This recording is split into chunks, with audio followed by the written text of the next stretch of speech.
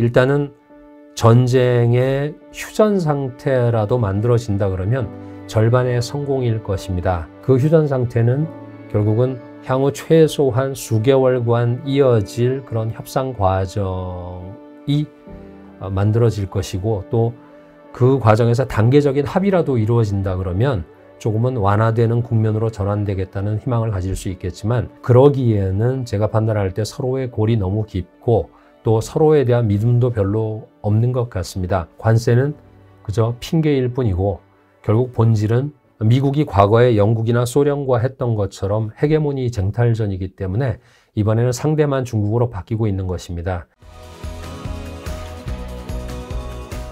안녕하십니까. 중국 경제와 투자의 데이터베이스 샹하이 클래스입니다. 오늘은 관세 전쟁 얘기를 하고 있습니다. 상호 100%를 훌쩍 넘기는 그런 관세를 부과하면서 미국과 중국 양국은 소비자 피해가 심각하죠. 그러다 보니까 미국, 중국이 마침내 협상 테이블에 앉는다는 뉴스가 나왔습니다. 내일 제네바에서 트럼프 2기 행정부 출범 이후에 처음으로 두 나라가 공식 무역 협상이 열린다, 이렇게 예정되어 있습니다. 이번 협상의 배경은 당연히 관세전으로 양국 경제에 심각한 타격이 시작되고 있기 때문입니다. 실물 경제 피해가 누적이 되어가는 모습이 보이면서 양국 정부 모두가 더 이상 극한 대립은 자국의 득보다 실이 더 많다는 그런 현실 인식, 즉 현타가 온 것으로 보입니다. 사실 100% 넘는 관세 폭탄을 주고받다 보면은 사실 죽어나는 것은 자국 기업들이고 다른 나라까지 피해를 주게 되겠죠. 생산 판매 차질이 빚어지고 소비자 물가는 뛰게 되고, 미국을 먼저 보게 되면은 관세 부담이 고스란히 소비자 가격에 전가가 되면서 차라든가 식료품이라든가 주택 자재라든가 이런 쪽에 전반적인 생활 물가가 올라갔고, 소비 심리도 팬데믹 이후에 가장 얼어붙은 상태입니다. 중국산 수입품의 재고가 소진이 되어버리면 미국인들의 일상적인 소비재가 매장에서 사라진다는 그런 불안감, 그리고 아이폰 가격도 40%가 넘게 뛴다는 그런 우려들이 나오면서 미국은 아이폰에 대한 관세를 한때 유예를 했었죠. 미국 기업들도 대중 주문을 취소하거나 투자 계획을 연기하거나 또 사업 계획 자체를 또 차질을 빚고 있고, 무엇보다도 우리가 봤던 것은 주식, 채권, 달러가 다 던져지는 모습을 보면서 우리가 알던 미국 자본시장의 모습은 점점 더 사라져가고 있는 그런 상황입니다. 중국은 나을까요? 아닙니다. 중국도 어렵습니다. 대미 수출 의존도가 높았던 전자제품이라든가 기계류, 장비류 이런 쪽의 중국 기업들, 특히 이제 이런 기업들은 중국에서도 경제 규모가 제일 큰 광동이라든가 절강, 이 표를 보시면 나오는 것처럼 절강이라든가 광동, 상하이, 강소성, 산동성, 이것은 경제의 핵이면서 경제 규모가 제일 큽니다. 근데 이런 쪽에서 미국 기업들의 주문이 지금 급감을 하고 있습니다. 그러다 보니까 제조업 경기가 눈에 띄게 어려워지고 있고 공급과 수요가 모두 위축이 되고 있습니다. 특히 이제 외수 하락폭이 크기 때문에 그런데 이것의 결과값은 결국은 취업입니다. 취업이 어려워지고 가뜩이나 어려운 상태에서 더 어려워지고 있는 그런 모습들이 나타나기 시작을 합니다. 당연하겠죠. 관세로 미국의 또는 해외 소비자들의 비싸진 물건들에 대한 주문이 줄어들게 되니까 기업들은 신규 구매를 줄이게 되고, 구매를 줄이면서 동시에 일자리도 줄어들게 되고, 이런 것은 악순환이 시작이 되고 있는 것입니다.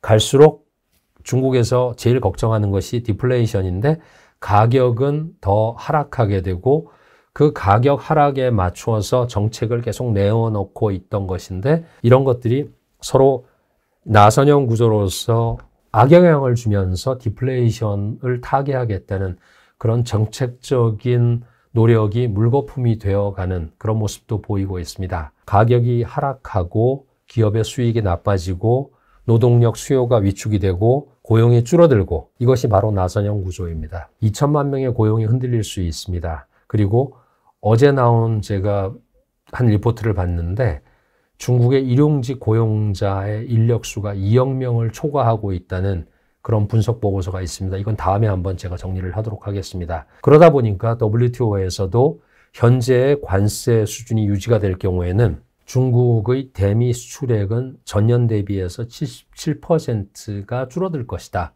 이것은 중국만의 문제가 아니고 글로벌 경제, 글로벌 무역이 막대한 피해를 입게 되는 것입니다. 이런 배경이 있다 보니까 미국과 중국은 10일과 11일에 중립국인 스위스의 제네바에서 협상을 갖기로 했고, 이런 상황에서는 제가 볼 때 테이블에 누가 앉냐가 굉장히 중요한데, 결국은 결제 사인을 하게 될 트럼프와 시진핑, TX 두 사람을 빼고 나면 그래도 그 양국에서 대표성을 가지는 두 사람이 나온다는 그 측면에서는 긍정적입니다. 한쪽은 미국의 스콧 베센트 재무장관이 나오고, 그리어 그 USTR 대표가 협상 대표로 나오고 있고, 중국 측은 시진핑 국가주석의 경제적인 책사로 불리는 허리펑이라고 하는 중국 국무원 부총리가 맡고 있습니다. 이런 두 사람이 나온다는 것 자체는 좋은 시그널이라고 해야 합니다. 그래서 조심스러운 낙관론도 나오고 있고,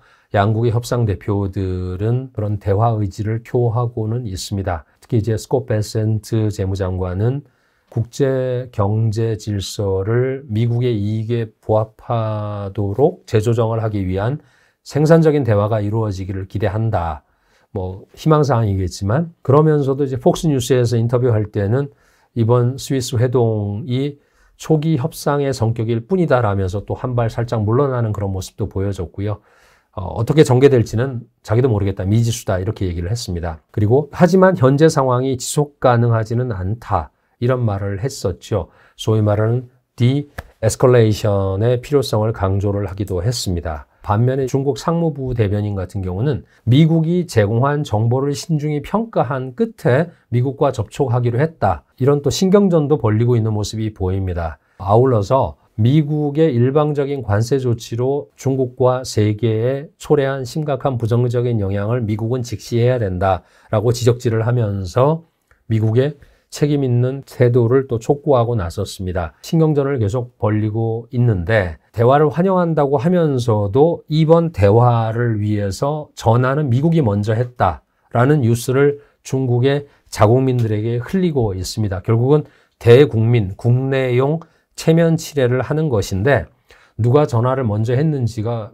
중요하죠. 근데 트럼프도 그렇고 시진핑이 전화했다라고 얘기를 했었고, 또 중국은 또 이번에 이런 그 뉴스를 내보내는 것을 보면서 참 유치스럽기도 하지만 서로가 체면치레 하려고 하는 것은 도끼 객킹이다, 저는 그런 생각을 하게 되었습니다. 이런 발언들을 다 종합해서 보면 제네바의 첫 협상장의 분위기는 긴장 속에서도 입장 차이를 조율하겠다, 갈등 수위를 낮추겠다, 이런 데 초점이 맞춰져 있는 것으로는 예상이 됩니다. 하지만 제가 판단할 때는 결국 긴 터널의 입구일 뿐 출구는 아닐 것이다.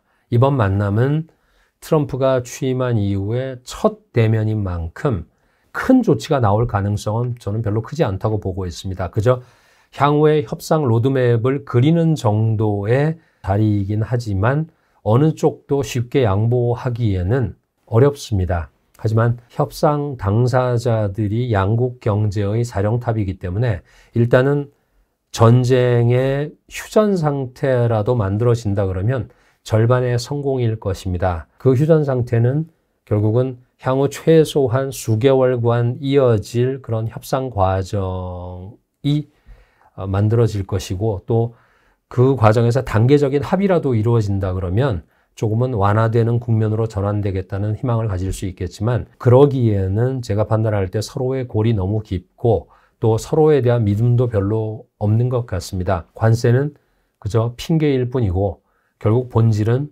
미국이 과거에 영국이나 소련과 했던 것처럼 헤게모니 쟁탈전이기 때문에 이번에는 상대만 중국으로 바뀌고 있는 것입니다. 결국 이번 테이블에서 또 협상을 하고 서명을 휘갈긴다고 끝날 일이 아니라는 점은 이미 우리가 2018년에도 경험을 했습니다.